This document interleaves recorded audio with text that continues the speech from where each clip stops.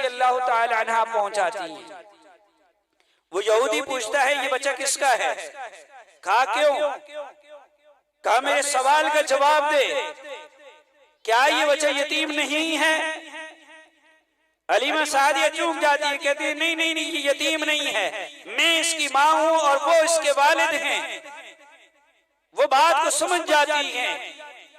और वो यहूदी आलिम कहता है अगर आप ये बतलाती कि ये बच्चा यतीम है हम इसे कत्ल कर देते। कहा क्यों कत्ल कर देते? कहा नबी आखिर ज़मान की सारी निशानियां इसके अंदर मौजूद हैं और इस बिना पर हम इसे कत्ल करते कि ये बनु इस्माइल से है, बनु इसहाक से क्यों नहीं।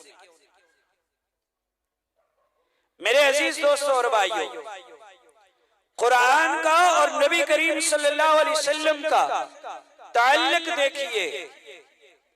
आपने पहला कलमा पढ़ा, बच्चों को पढ़ाया, हम जिक्र करते हैं इस कलमे का। अब कलमा हम पढ़ते हैं ला इलाहा इल्लल्लाह मुहम्मदुर रसूलुल्लाह। याद रखिएगा, जब हम कहेंगे कलमा सुनाइएगा, कलमा सुनाए, कलमा पढ़े। अगर कोई सिर्फ इतना कह दे ला इलाहा इल्लल्लाह मुहम्मदुर रसूलुल्लाह न कहे, हम उसको कलमा नहीं कहते, हम कहते हैं सिर्फ इसने जिक्र किया है।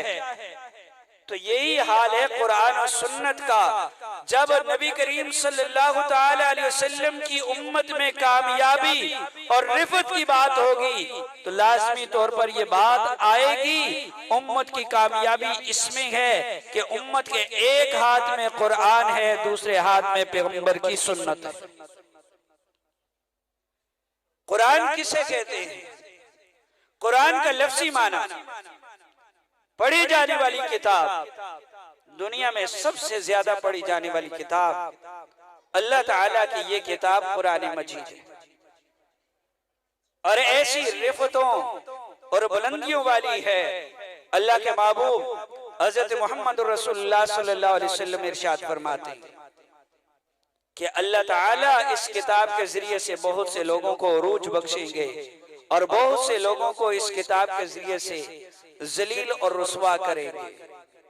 शुराह हदीस ने बड़ी अजीब बहस लिखी है इस हदीस मुबारका के झेल में। मेरे अजीज भाइयों, अल्लामा इब्न अल हजर अल हैतमी रहमतुल्लाह अलैह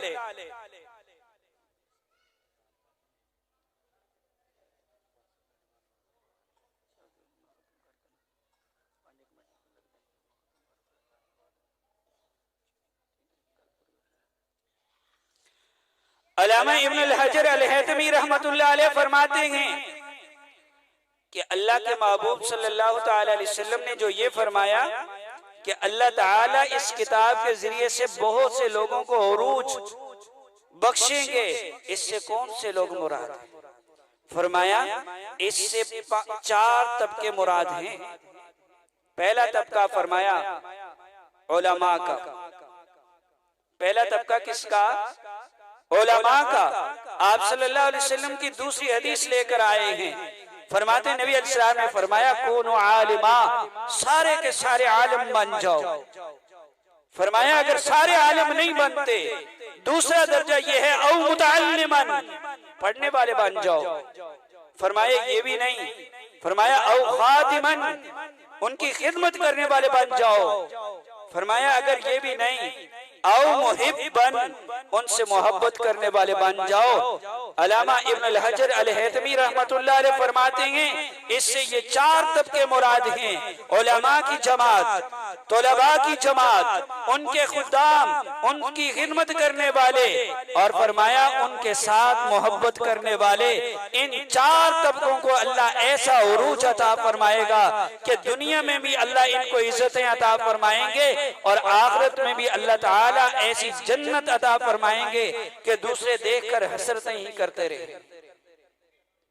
और फरमाया जब किसी आलिम से कोई सवाल किया जाता है, सवाल एक शख्स करता है, एक आलिम उसका जवाब देता है, अल्लाह ताला बख्शिश 3 तरह के लोगों की फरमा देता है। सवाल पूछने वाले की, आलिम की खिदमत करने वाले की और आलिम से मोहब्बत रखने वाले की। आलम की तो बख्शिश फरमाया है, लेकिन इसकी बरकत से अल्लाह दूसरे तीन की भी मग़फ़िरत फरमा देते।